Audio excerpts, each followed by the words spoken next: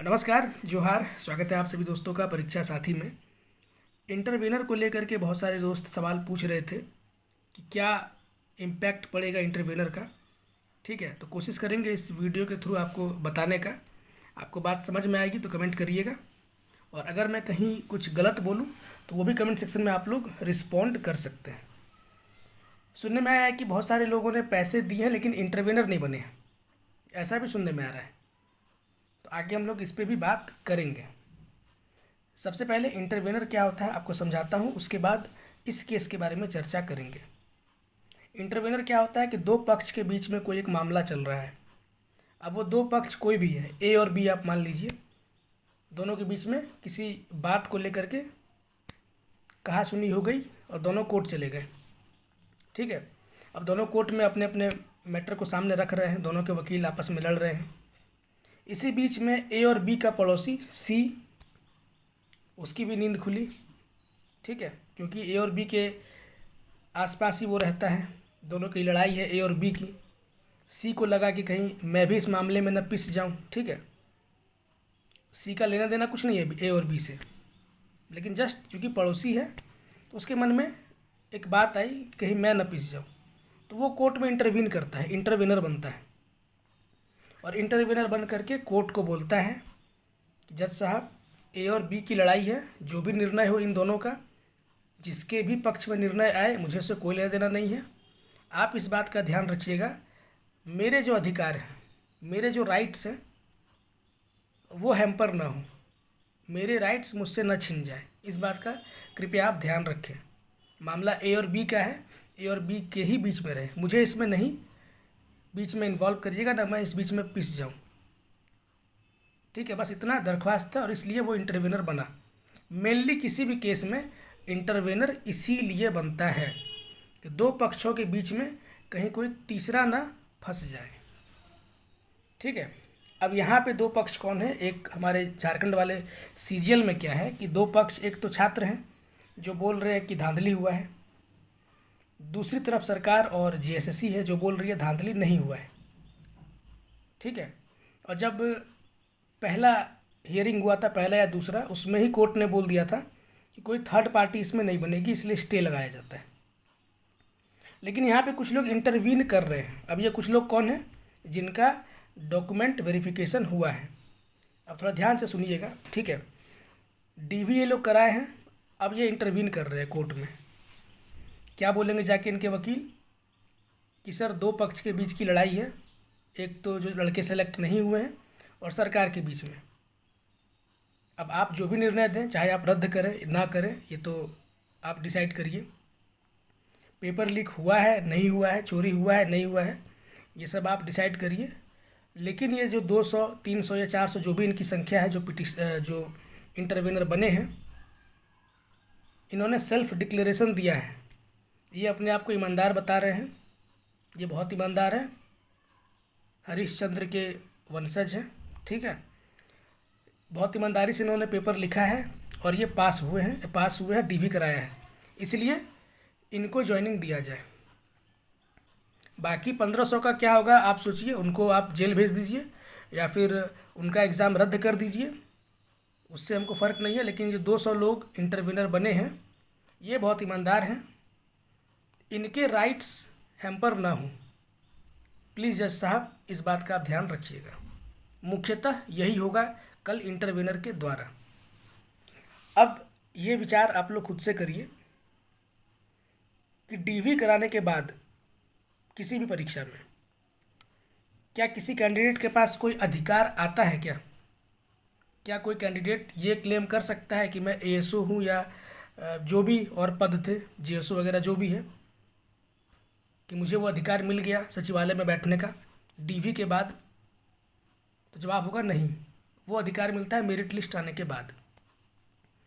तो पहली बात तो यहीं पे काउंटर किया जाएगा कि अभी इस सिचुएशन में जो लोग इंटरवीन कर रहे हैं, आपका एज सच कोई अधिकार है नहीं जिसको कि आप लोग क्लेम कर रहे हैं।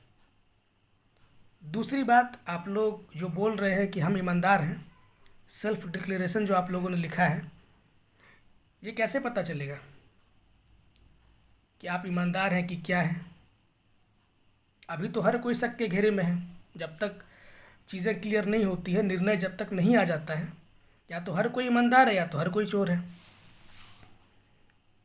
और सिर्फ 200 लोग जो इंटरवीन कर रहे हैं, 200 या 160 या जो भी संख्या है इनकी, अगर ये सिर्फ 200-250 लोग इंटरवीन कर रहे हैं, इसका मतलब आप लोग खुद बोल रहे हैं कि बाकी 1700 लोग गलत तरीके से पास हुए हैं। चीज़ों की गहराई को और टेक्निकलिटी को आप लोग समझिएगा कमेंट करने से पहले। इंटरव्यूअर की संख्या भी लगातार बढ़ रही है, ठीक है। वो भले संख्या बढ़ करके 2200 हो जाए, उससे कोई फर्क मुझे नहीं लगता है कि पड़ना है।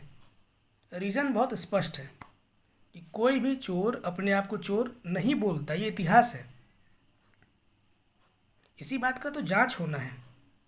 सीआईडी जो जांच कर रही है, इसी चीज़ को लेकर जांच कर रही है ना, कि लीक हुआ है तो कितना लीक हुआ है, कितने लोगों तक क्वेश्चन पहुंचा है। और आप खुद अपने आप को ईमानदार बता रहे हैं।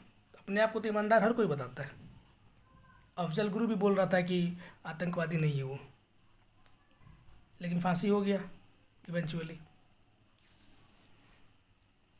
वकील का काम होता है कि आपको कॉन्फिडेंस वो देंगे, क्योंकि उनका बिजनेस है, उनको पैसे कमाना है। आप कोई भी केस का मुकदमा लेके चले जाइए किसी वकील के पास, वो आपको बहुत कॉन्फिडेंस दे देगा कि आपको 100% न्याय दिला देंगे, बस रोकड़े का इंतजाम कर लेना। पैसे की कमी नहीं होनी चाहिए, बाकी न्याय तो मिलना है, ये हर वकील बोल देता है। लेकिन कुछ दिमाग अपना भी होना चाहिए। मेरिट लिस्ट जारी हो जाता तो थोड़ा बहुत ये बात जायज़ लगता कि आपका अधिकार हो सकता है कि हनन हो सकता है। लेकिन अभी तो मेरिट लिस्ट आया ही नहीं है, सिर्फ डीबी हुआ है। और 200 लोग को किस फिल्टर से सीआईडी या फिर कोई भी इन्वेस्टिगेटिंग एजेंसी कैसे छान लेगी कि कौन ईमानदार है कौन बेईमान है, कैसे पता चलेगा? बहुत मुश्किल है पता कर पाना।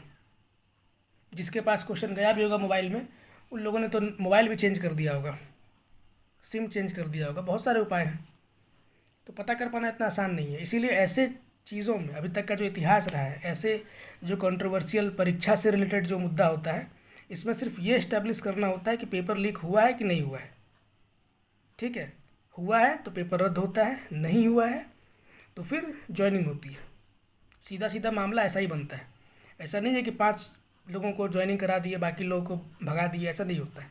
इस तरीके का मजाक कोर्ट में नहीं होता है। बहुत सारे लोग नीट की बात करेंगे तो नीट का मामला ही अलग था, और नीट में भी सुनने में आया कि बहुत सारे लोगों को फिर से एग्ज़ाम देना पड़ा था।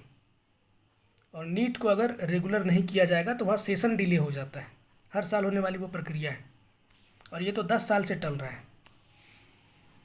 यहाँ बहुत सारे पॉइंट हैं वकील के पास, ठीक है। हमारे वकील भी इस बात को बोलेंगे ना कि जो हरिश्चंद्र के वंशज हैं, जो अपने आप को ईमानदार बता रहे हैं, कौन सा पैमाना है, कैसे इन लोगों ने अपने आप को ईमानदार बताया, और कैसे आप बाकी 1700 को बेईमान बता रहे हैं। कि आप इंटरवीन कर रहे हैं, इसका तो यही मतलब है कि बाकी लोग इंटरवीन नहीं किए तो बाकी लोग बेईमान हैं। तो कल का डेट, देखते हैं क्या होता है। मामला इंटरवीनर की वजह से थोड़ा बहुत पेचीदा हो सकता है, देखते हैं। कल ही सारा चीज़ का जवाब मिल जाएगा। वैसे सरकार का जो एटीट्यूड अभी तक पता चल रहा है, ऐसा लग नहीं रहा है कि सरकार बहुत जल्दी चाहती है कि इस केस का निपटारा हो। चाह रही है कि मामला लंबा खींचे, और ये मामला जितना लंबा खींचेगा, पक्ष और विपक्ष दोनों ही स्टूडेंट के लिए हानिकारक है। दरार जो छात्रों के बीच में है और ज़्यादा बढ़ती चली जाएगी। बाकी इंटरव्यूनर को लेकर के मैंने जो बोला है टेक्निकली, अगर मैंने कहीं गलत बोला है तो कमेंट सेक्शन में आप लोग बताइएगा। और डीवी कराने के बाद क्या कुछ अधिकार हैं कुछ लोगों के, ये भी आप लोग कमेंट सेक्शन में ज़रूर बताइएगा। बाकी मिलते हैं किसी और वीडियो में, तब तक के लिए जोहार, नमस्कार।